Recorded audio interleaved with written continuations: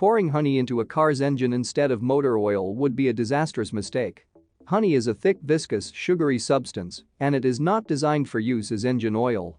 But Russian bloggers decided to test this on their own car. They drained all the motor oil from the engine and poured honey instead. The car started, but immediately displayed an error about low oil pressure. After warming up the engine, the error disappeared, and they decided to take the car for a test drive. The car not only started but, according to the bloggers, also noticeably improved its performance while driving.